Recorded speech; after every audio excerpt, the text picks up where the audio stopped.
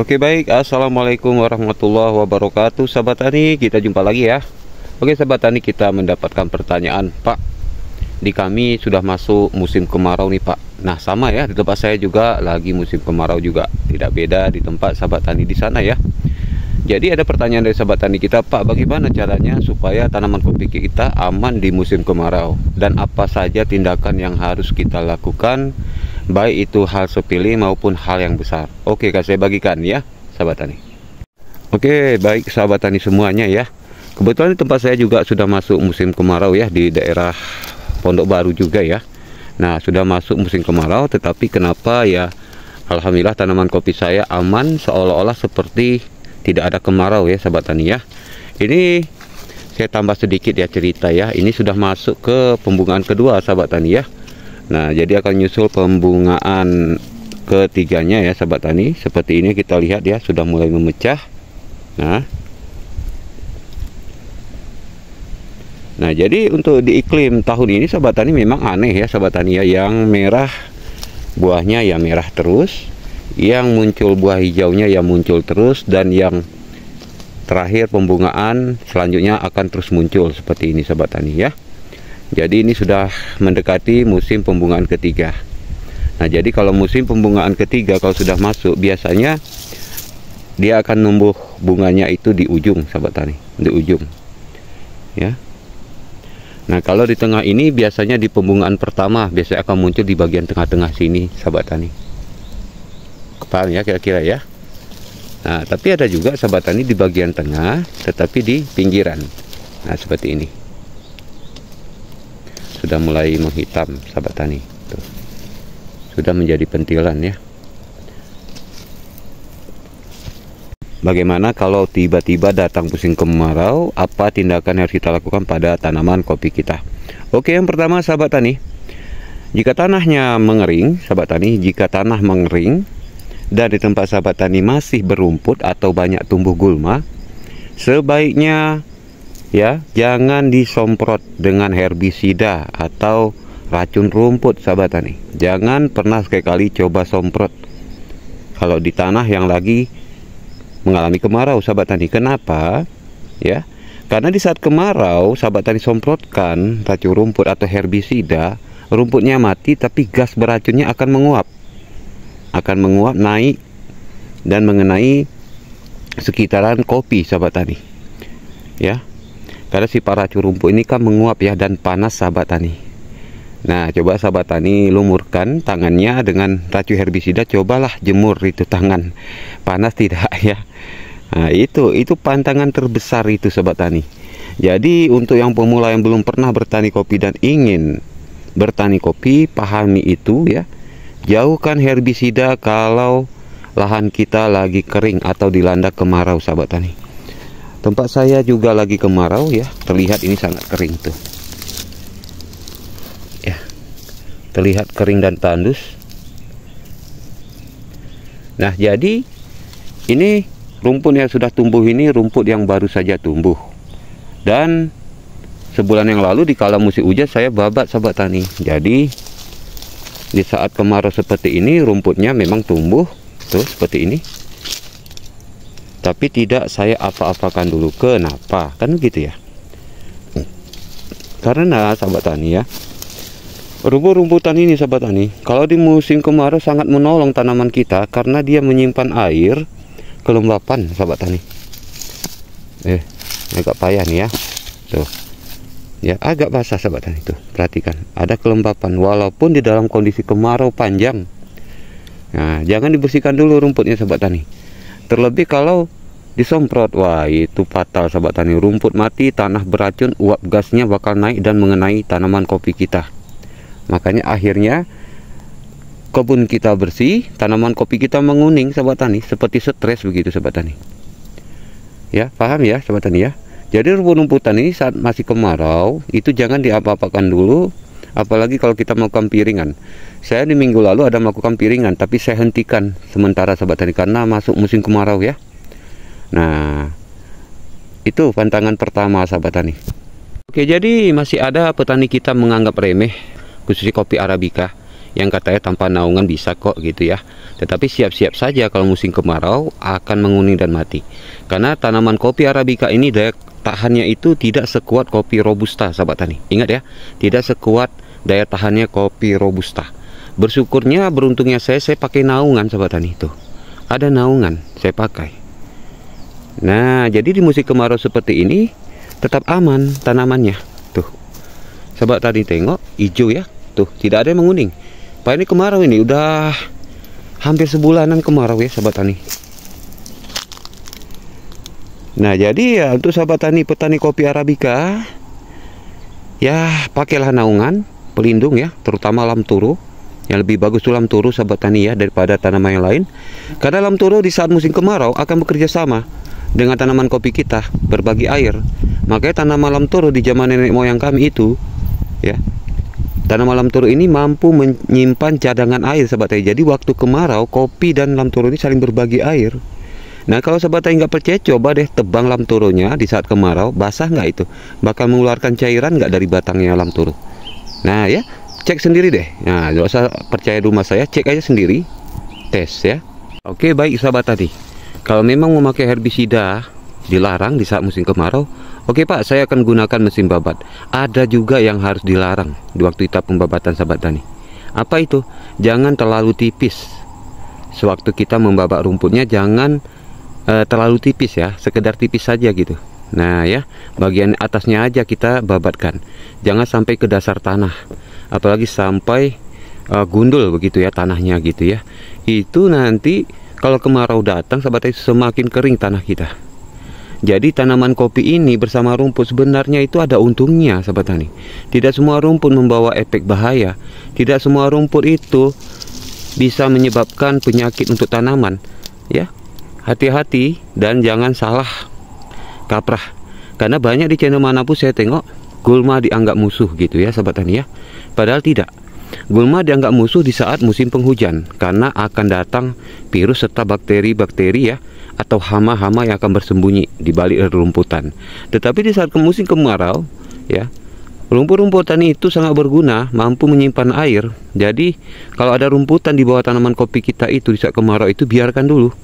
Nah, jadi kapan Pak bisa lakukan? Ketika masuk musim hujan. Musim hujan bagaimana Pak? Musim hujan sedang. Misalnya ya, seminggu ada sekali hujan, atau seminggu ada 2 kali hujan. Nah, itu bisa. Tapi kalau berminggu-minggu tidak hujan, jangan ya, jangan diapa-apakan rumputnya, biarkan aja dulu sahabat tani. Nah, ini mau saya sadarkan ini, enggak semua rumput itu membawa bahaya sahabat tani. Bahkan rumput itu kan makanan itu ya, makanan dari tanaman kopi. Kalau kita babat ya, kita cangkul ya, atau bahasa gayunya kita besik begitu, itu kita taruh kembali di bawah batang kopi kita supaya menjadi pupuk organik, bukan dibuang, bukan dibersihkan sampai bikin piringan misalnya ya, kita buang rumputnya sampai bersih total, tinggal tanahnya di bawah batang kopi. Nah, lalu begitu kita pupuk, nggak kita pakai lagi rumput itu gitu. Itu salah menurut saya, karena saya banyak menggunakan cara 2 proses ya kan? Misalnya saya memberikan pupuk kimia nih, setelah saya piringkan, saya taburkanlah pupuk kimia kan gitu. Setelah saya taburkan pupuk kimia di sekitar batang kopi tadi, barulah saya tutup dengan daun-daunan atau rumput-rumputan atau gulma-gulma hasil pembabatan gitu. Saya tutupkan sahabat tani. Jadi kita bisa dapat 2 keuntungan. Nah, jadi Pak, apakah benar Pak kata orang itu kalau untuk tanaman kopi kita buat cara seperti itu tanaman kopi mati? Oh enggak lah, mana ada, itu enggak ada sahabat tani. Saya sering uji, saya sering pakai cara teknik seperti itu bertahun-tahun sampai sekarang sahabat tani. Ya, tidak ada itu sahabat tani. Kenapa? Karena tanaman kopi tanaman keras. Ya, tanaman punya daya tahan tinggi gitu. Cobalah sahabat tani tes tanaman kopinya sahabat tani bakar.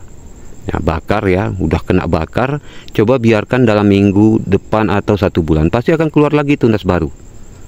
Nah, itu buktinya bahwa tanaman kopi ini gampang gitu, mudah, tidak ada yang susah ya. Oh iya Pak, kalau kita lakukan pemangkasan di musim kemarau bagaimana tuh Pak? Apakah aman? Aman sahabat tani, aman. Tapi nengok jamnya ya, bagusnya itu dari jam 3 sore ke malam gitu sahabat tani ya. Kalau pagi macam mana Pak? Kalau pagi jangan sahabat tani, karena pagi sahabat tani lakukan pemangkasan kan tanaman kopi sudah pasti itu namanya cedera atau luka. Jadi begitu masuk kena terik matahari yang super panas di saat kemarau, itu di situ akan mengering tanaman kita, keriting, kuning dan mengering sahabat tani ya. Nah, jadi Pak bagaimana Pak kalau kita lakukan pemangkasan di musim kemarau tapi masih ada hujan rintik-rintiknya, bagaimana? Ya itu aman sahabat tani, itu jam berapapun boleh ya, tidak apa-apa. Yang penting di sini yang dilarang keras adalah kalau kemarau panjang tanpa sedikit pun tetes air hujan yang turun dari langit ya, begitu ya sahabat tani ya. Oke, jadi ada juga masuk komen dari sahabat tani kita, Pak, bolehkah di musim kemarau kita lakukan pemupukan? Ya gitu ya. Sahabat tani, tanaman itu, pupuk apapun itu yang Anda beri ke tanaman, kalau tidak sedikit pun ada air hujan atau tanahnya basah, percuma, tidak berfungsi pupuk itu. Pupuk itu akan menguap terbawa oleh udara sahabat tani. Ya, jadi jelas-jelas ya, seperti kita makan nasi tanpa minum, bagaimana rasanya sahabat tani? Nah, seperti itulah tanaman ini. Tanaman ini boleh kita pupukkan di saat tanahnya basah. Ya, itu biar enak ya, biar enak kita sebut tanahnya basah deh. Masalah hujan pokoknya adalah hujannya. Kalau pasti ada hujannya, pasti ada basah tanahnya. Ya gitu ya sahabat tani ya. Yang jelas kalau kemarau panjang jangan dipupuk. Nah Pak, bagaimana kalau kita timbun Pak? Boleh kita timbun sahabat tani, tapi kan itu kan sama saja sahabat tani. Ya, sama saja sahabat tani, lebih baik lakukan aja di saat datangnya musim hujan. Walaupun hujannya hujan sedang, walaupun hujannya seminggu sekali, 2 minggu sekali, boleh ya sahabat tani. Itu tidak ada masalah. Yang jelas tengok situasi dan kondisi serta iklim di saat lakukan pemupukan. Jangan terlalu nekat nanti mubazir sahabat tani. Karena saya pernah mengalami itu sahabat tani. Dengan harga pupuk itu pernah saya belanja pupuk sampai habis 10 juta sahabat tani. Tapi begitu kedepannya panen sahabat tani, hasilnya menurun. Saya pikir-pikir, saya ingat-ingat, rupanya saya memupuk di saat kemarau sahabat tani. Ya bahaya ya. Nah, habis modal 10 juta, kembalinya paling sekian juta, begitu sahabat tani. Oh iya Pak, jadi bagaimana Pak dengan keadaan kopi yang tidak ada naungannya Pak atau pelindungnya?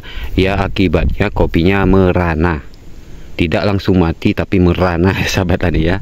Yang mati, yang tidak punya daya tahan akan mati. Tapi yang masih memiliki daya tahan biasanya merana ya. Pembungaannya itu hangus gitu ya. Buahnya kebanyakan nggak jadi sahabat tani. Kenapa? Karena tidak tahan dengan terik matahari. Ingat, kopi Arabica ini tidak sama seperti kopi lainnya. Kopi Arabica ini termasuk kopi yang gampang sakit kalau kita tidak mengerti penerapannya sahabat tani ya. Jadi saya tetap memakai naungan nih, buktinya lam turu tuh ya, lam turu jaraknya sekitar 6 dikali 6 saya buat sahabat tani tuh. Tapi nyatanya di musim kemarau apa yang terjadi sahabat tani? Aman, sehat walafiat tuh, daunnya hijau tanpa layu sedikit pun sahabat tani tuh ya. Jadi loh Pak, kalau misalnya tanaman kita Pak tidak ada naungan, tidak ada pelindung Pak, tapi ada kita pupuk Pak, apakah akan memiliki daya tahan? Tidak juga sahabat tani. Saya jawab tegas tidak ya. Kalau tanaman kopi Arabica tidak ada naungan, walaupun sahabat tani bilang sudah beri pupuk super ya, kalau di musim kemarau datang, jangan harap tetap akan menguning tanamannya dan merana sahabat tani. Ya, maka saya bilang ya, di konten saya yang dulu udah sering saya bilang, pakailah naungan. Ya, sayangi tanaman Anda. Jangan Anda mengikuti sistem pagar Brazil yang dimana iklim di sana dengan kita itu berbeda sahabat tani. Itu makanya banyak orang kita Indonesia ini terkecoh dengan itu sahabat tani. Makanya saya kenapa nggak terkecoh? Karena saya dah lebih dulu juga tahu sahabat tani. Ya, dari segi pupuk aja berbeda, dari segi perawatan aja antara kita dan mereka lebih sportif mereka sahabat tani. Ya, lebih sportif mereka dalam menangani tanamannya. Mereka betul-betul sayang sama tanaman kopinya, maka hasilnya super duper gitu sahabat tani. Tetapi ingat, ya, ada iklim yang cocok buat mereka sahabat tani. Makanya bagus sekali di Brazil, ya di Vietnam itu bagus sekali kopi di sana sahabat tani. Ya. Nah, jadi ada yang mengatakan cuma kopi Indonesia petaninya malas-malas, tidak mau merawat kebunnya. Loh, gimana kita mau rawat kebun kita? Siapa yang bilang kita malas? Kadang-kadang ini begini, ya.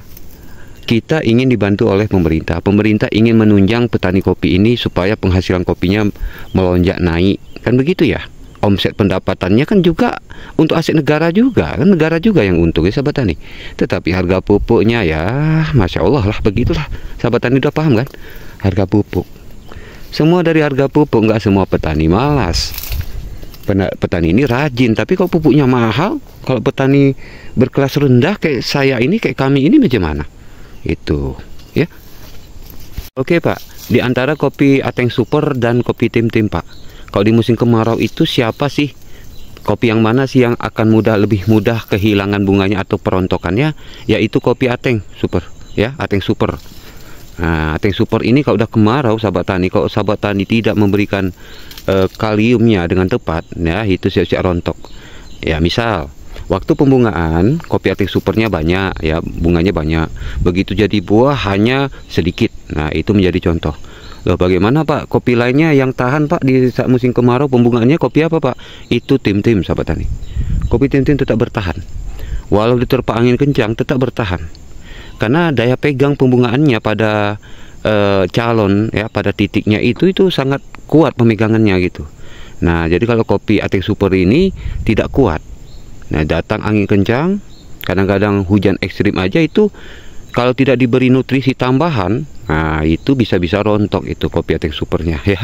Tapi kalau kopi Tim Tim ini ya itu termasuk lebih kuat. Nah makanya saya lebih dominan ke kopi Tim Tim sahabat tani. Nah jadi itu ya tergantung Anda lah ya sahabat tani ya. Saya sini tidak menembak sana menembak sini, tidak ya sahabat tani ya. Saya berbagi hanya sesuai pengalaman saya. Oke, saya rasa hanya itu aja sahabat tani ya. Semoga bermanfaat ya. Yang penting sahabat tani ya, pantangan-pantangan setiap tanaman itu pasti ada, dan kita pun harus mengerti dan harus tahu pantangan itu apa supaya kita tidak salah ambil tindakan ya. Makanya itu ilmu sangat dibutuhkan. Jadi setiap tanaman baik cabai, tomat, kopi, wortel itu memiliki ilmu yang berbeda-beda dan teknik yang berbeda-beda. Oke, seperti saya sudah berbagi ya. Selebihnya kembali kepada Anda sendiri, mau percaya atau tidak, mau ikut atau tidak, ya tidak ada yang rugi ya sahabat tani, karena saya di sini berbagi, selain berbagi ingin dapatkan amal dan barokahnya ya.